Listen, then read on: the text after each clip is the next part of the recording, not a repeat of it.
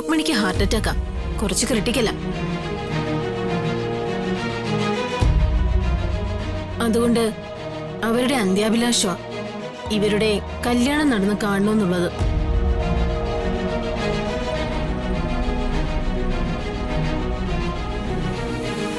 അതുകൊണ്ട് കല്യാണം ഇവിടെ വെച്ച് തന്നെ നടത്താൻ ഞാൻ അനുവാദം കൊടുത്തതാ.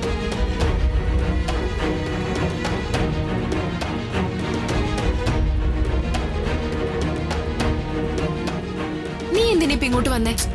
ഇവിടെ നിന്ന് ഇറങ്ങിപ്പോയേ.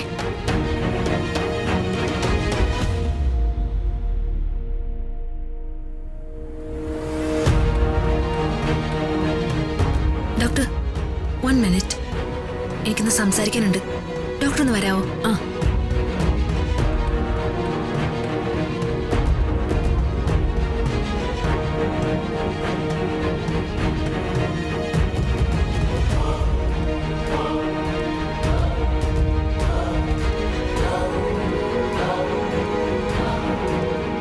എന്താ കുട്ടി, എന്താ സംസാരിക്കാനുള്ളത്?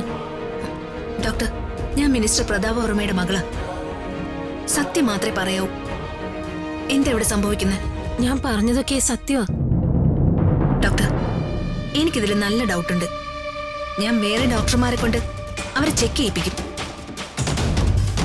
പറഞ്ഞത് കള്ളമാണെന്ന് തെളിഞ്ഞ പിന്നെ എന്താ സംഭവിക്കുന്നതെന്ന് അറിയാലോ. ആദ്യം ജോലി പോവും, പിന്നെ മെഡിക്കൽ എത്തിക്സ് ഇല്ലാതെ ഡ്യൂട്ടി ചെയ്തതിന് ജയിലിലും കിടക്കും. അയ്യോ, അങ്ങനെയൊന്നും ചെയ്യല്ലേ. ആ പെണ്ണെന്നെ നിർബന്ധിച്ചിട്ടാ, വേറെ വഴിയില്ലാതെ ചെയ്തു പോയതാ.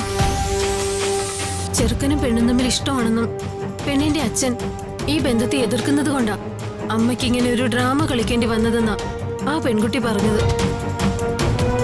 ചെയ്യുന്നതൊരു നന്മയാണെന്ന് കരുതിയിട്ടാ ഞാൻ കൂട്ടുനിന്നേ. അങ്ങനെയല്ല രാജുന് രമ്യയോട് അങ്ങനെ ഒരു താല്പര്യവും ഇല്ല. ഞാൻ ബോധ്യപ്പെടുത്തി തരാം. ഡോക്ടർ വരൂ.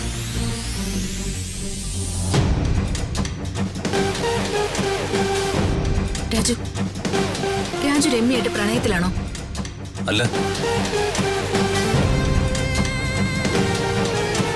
കുട്ടി എന്ത് പണിയായി കാണിച്ചേ? ഞങ്ങളൊക്കെ എന്താ കുട്ടിയുടെ കളിപ്പാവയാണെന്നാണോ വിചാരിച്ചേ?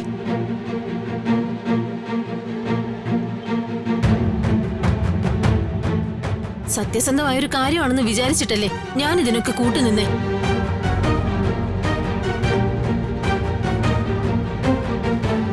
ഇങ്ങനെയൊക്കെ കള്ളത്തരം കാണിച്ച് ഞങ്ങളെ കൂടി മോശക്കാരാക്കാനാണോ പ്ലാൻ?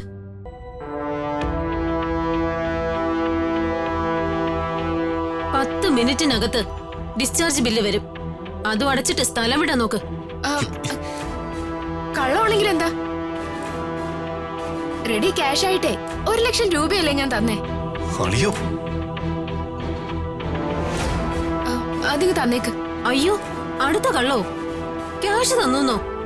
നീ എപ്പോഴടി കൊച്ചി എനിക്ക് ക്യാഷ് തന്നേ? ഇനിയിപ്പൊ നീ പറയുമല്ലോ ഈ ഹോസ്പിറ്റലിൽ നിന്റെയാന്ന്. ഇങ്ങനെ പറയാൻ വേണ്ടി എനിക്ക് എഴുതി തന്നതാണെന്ന്. കൊള്ള എന്തായാലും. കെട്ടും പാണ്ടൊക്കെ എടുത്ത് ഇപ്പൊ ഇറങ്ങാൻ നോക്ക്. അകലേ